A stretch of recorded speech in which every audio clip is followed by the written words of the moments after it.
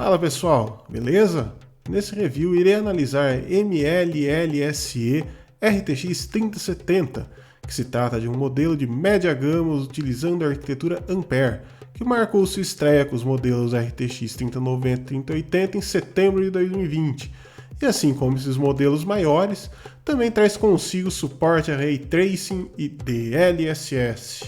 Na embalagem, muito diferente do que se vê nos produtos das grandes marcas, onde a caixa possui clara caracterização a respeito do modelo que está ali dentro e diferenciações relativas ao marketing do fabricante, aqui a MLLSE utiliza uma simples caixa de papelão genérica, onde a identificação do conteúdo é o graphics card escrito na frente da parte frontal da caixa. Internamente, ela é forrada com espuma e cumpre bem o papel de proteger a placa no transporte. Mas sabe também outra coisa que caracteriza muito bem aqui o nosso canal? A vinheta. Saca só.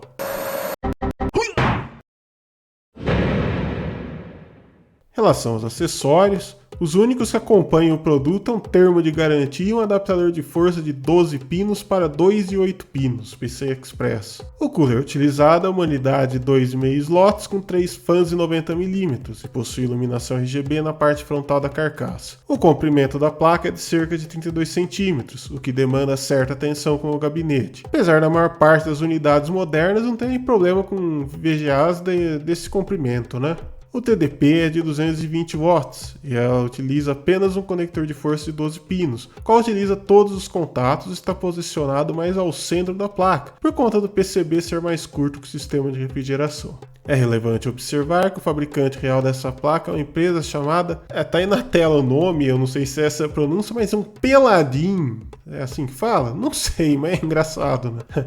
A qual vende seus produtos para diversas marcas famosas do AliExpress, com a própria MLLSE, a 51 riscas, de Shu, entre outras. No espelho traseiro, a Peladin optou por oferecer 3 DisplayPort e 1 HDMI, o que está dentro do esperado para uma placa moderna como essa. Sobre a garantia, infelizmente, a fabricante optou por incluir o infame lacre no parafuso da placa, que é um ponto sensível caso alguém pretenda desmontá-la para fazer limpeza ou manutenção, ou montar um waterblock ainda dentro do prazo de garantia, que conforme consta é de 2 anos. Cabe lembrar que por se tratar de um produto importado, o cumprimento dessa garantia torna-se uma incógnita, além dos prováveis custos de envio de volta à China, que devem ficar por conta do comprador.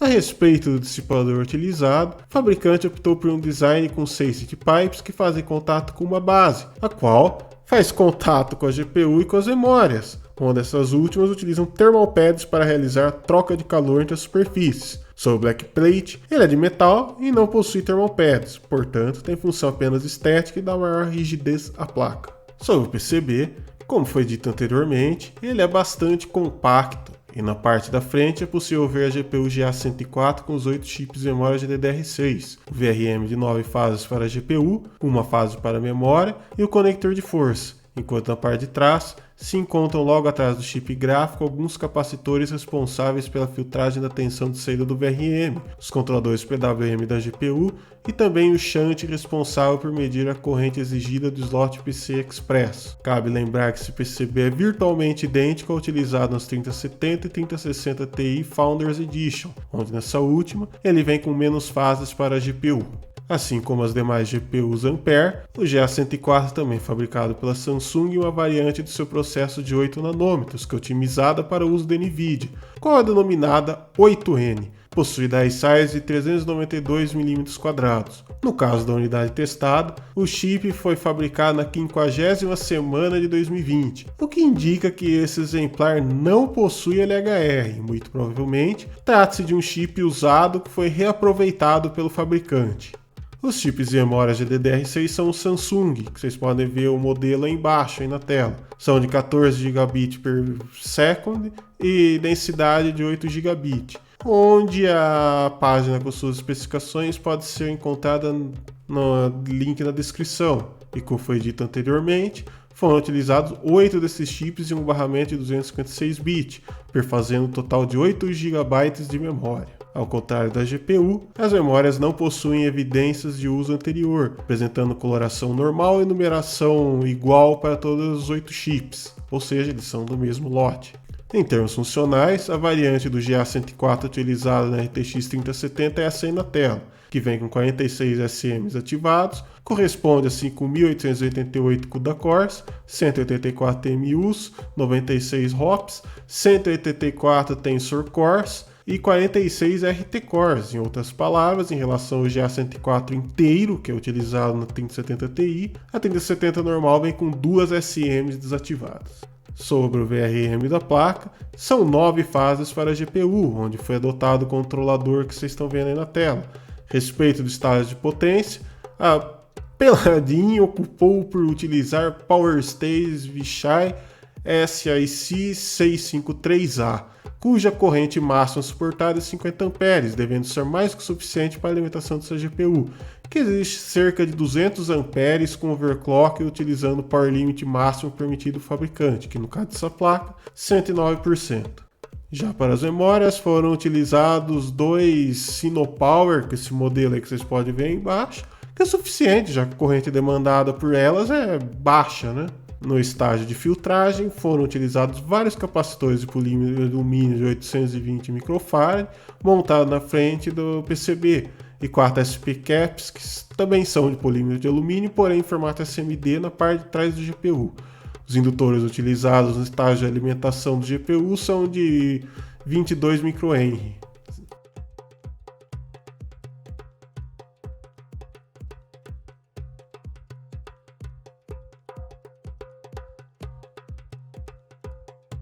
O objetivo dos testes é avaliar como a MLLSE RTX 3070 se sai com a solução de refrigeração padrão, desempenho em alguns jogos e, por fim, seus resultados em benchmarks competitivos.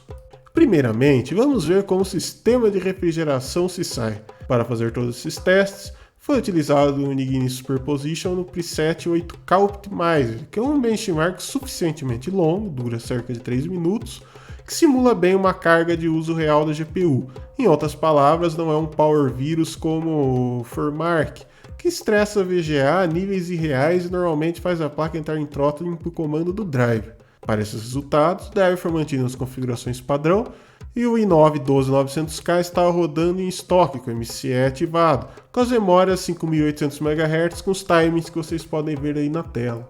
Nesses primeiros testes, eles foram conduzidos com a placa completamente em estoque com fan em 100%, power limit em 109%, que é o máximo permitido para essa placa, overclock com fan a 60%, que é vamos dizer, o máximo ali que tem nível de ruído tolerável para uso diário, e 100%. Assim, e não menos importante, é necessário ressaltar que esses testes foram todos conduzidos em bancada e que a temperatura ambiente dentro de um gabinete tende a ser maior que a temperatura ambiente de fato, que é um detalhe importante caso alguém venha tentar reproduzir os resultados aqui apresentados. Nos resultados aí no gráfico, é possível verificar que a solução de refrigeração no original da placa foi capaz de entregar excelente desempenho em qualquer uma das situações testadas, apresentando no pior cenário 69,1 graus Celsius para a GPU e 80,5 para o hotspot, que é ótimo, afinal mesmo com a temperatura ambiente próxima de 30 graus, a temperatura da GPU ainda permaneceu abaixo dos 70 graus Celsius. Para validar a temperatura das memórias de VRM, foi utilizada a FreeOne LT e, como é de praxe, foram registradas temperaturas na parte de trás do PCB, onde, para fazer isso, foi removido o backplate da placa. Em ambos os casos, as imagens foram capturadas no último loop do Unigine Superposition com a placa no pior caso atestado com overclock, que foi com fan 60%. A temperatura ambiente no momento desses testes foi de 26 graus Celsius. Com a placa trabalhando nessas condições, foi verificada uma máxima de 55,2 graus Celsius para o VRM e 43,6 para as memórias, o que são resultados excepcionais e que definitivamente não representam problemas a longo prazo para os componentes utilizados, com muita margem para ir além com modificações e overclock mais pesado. Agora, é possível verificar o comportamento detalhado da placa em termos dos clocks e temperaturas ao longo do benchmark, onde a MLLSE RTX 3070 se mostrou sempre limitada pelo Power Perf Cap, Isso mesmo após aumentar o Power Limit para o máximo permitido pelo fabricante, que é apenas 109%. Pela qualidade de construção e o desempenho apresentado pelo sistema de refrigeração, fica evidente que eles poderiam ter sido bem mais generosos com o Power Limit da placa, liberando uma porcentagem maior para ajuste do usuário. Sobre os benchmarks, foram escolhidos o Blender, Cyberpunk 2077, Shadow of Tomb Raider e o próprio Superposition, só que aí no preset 8K também. Ou seja, uma aplicação profissional, 2 jogos com suportes às últimas tecnologias e um benchmark sintético. Para mais detalhes aí, é só dar uma olhada no link para o review escrito. Lá consta em detalhes como eu fiz esse teste, tá? Aqui eu só vou deixar os prints com as configurações utilizadas em cada um dos jogos. Sobre o desempenho apresentado, a RTX 3070 apresentou números bastante decentes nos testes, mostrando claramente que ela chega a ser overkill para 1080p, tendo margem para levar os atuais jogos em 1440p ou até mais, mesmo se ativar recursos como Ray Tracing, onde o DLSS faz um ótimo trabalho em garantir que o desempenho permaneça em patamares aceitáveis. Já a respeito dos ganhos com overclock, ficaram um pouco abaixo dos 10% para esse exemplar, que até que é razoável, certamente podendo ir além disso caso o ajuste Power Limit fosse um pouco mais generoso. Por fim, sobre os resultados obtidos nos benchmarks competitivos utilizando o sistema de refrigeração padrão e sem nenhuma modificação física na placa, foi possível obter até mesmo um 7º lugar no TimeSpy no ranking da Liga Mundial, com margem para ir além com Shunt Mod, uso de refrigeração a água e um sistema operacional mais adequado, tipo o Windows 10 do Ghost Spectre. Concluindo então, diante do apresentado, foi possível chegar aos seguintes pontos. A MLLS peladinha RTX 3070 se mostrou uma placa extremamente decente do ponto de vista da refrigeração, o qual apresentou excelente desempenho, no caso em estoque, com o fan na configuração automática, a temperatura GPU ficou ali nos 69,1 graus Celsius, enquanto o hotspot não excedeu os 80,5, enquanto com overclock fãs travados em 60%, foram reportados 66,8 graus Celsius e 78,8 respectivamente. E olha que a temperatura ambiente era de quase 30 graus, que certamente garante que dentro do case ou em dias quentes tudo continuará tranquilo nesse sentido. No que diz respeito à temperatura do VRM e memórias, novamente, os bons resultados se repetiram, com o VRM não excedendo 60 graus Celsius nem mesmo no pior dos casos, com as memórias ficando abaixo dos 50 graus Celsius, o que é excelente. Sobre a construção e os componentes utilizados, a Peladinho optou por não inovar e adotou o mesmo PCB de referência da 3070 Founders Edition, que claramente foi uma decisão segura, por esse design ser ali utilizado não só pela Nvidia como por vários outros fabricantes. Já sobre os componentes, a GPU foi fabricada na 50ª semana de 2020, um forte indício de que se trata de um chip reaproveitado, enquanto as memórias, se não são novas, ao menos não apresentam indícios de uso e são todas do mesmo lote. Respeito ao desempenho, a RTX 3070 apresentou ali um desempenho interessante nas aplicações em que foi testado, sobrando em 1080p, com essa placa sendo realmente indicada para aqueles que pretendem usar uma resolução maior, tipo 1440p, inclusive sendo possível rodar os jogos atuais com Ray Tracing ativado sem maiores dificuldades, claro, com aquela mãozinha do DLSS. Os ganhos com overclock acabaram ficando um pouco abaixo dos 10%, algo que poderia ser melhor caso o fabricante tivesse sido um pouco mais generoso com o ajuste do Power Limit, que nessa placa ficou limitado a apenas 109%, que é extremamente conservador levando em conta a qualidade de construção e desempenho do sistema de refrigeração. Nos benchmarks competitivos, essa RTX 3070 foi capaz de obter bons números, chegando a ficar em 7º lugar no ranking 3D Mark TimeSpy na Liga Mundial, tendo potencial para ir além, caso fosse utilizada a refrigeração a água e Shunt Mod para lidar com a limitação no Power Limit.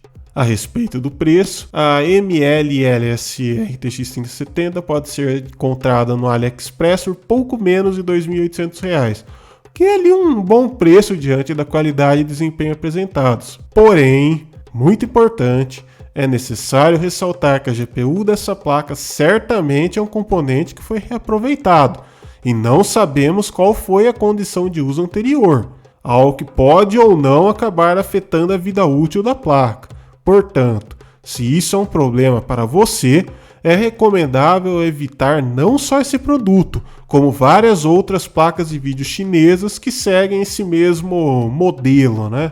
Esse mesmo padrão aí de usar uma GPU reaproveitada. Agora, se isso não for problema, então essa sem dúvidas é uma ótima placa. Outro ponto importante é que, por se tratar de um produto importado, o valor final pode ser maior por conta da incidência de impostos e taxas adicionais, além da garantia, que ao menos no papel é de 2 anos. Porém, na prática, pode não ser tão simples assim de ser acionada, de forma que é melhor nem contar com isso.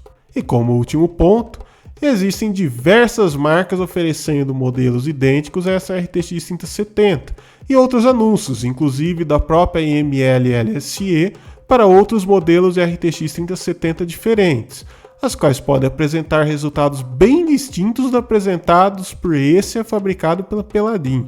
Dito isso, é importante ficar atento para não levar gato por lebre. Gostou do vídeo? Deixa aí o seu like, se inscreve no canal para fortalecer. Então, falou e até a próxima!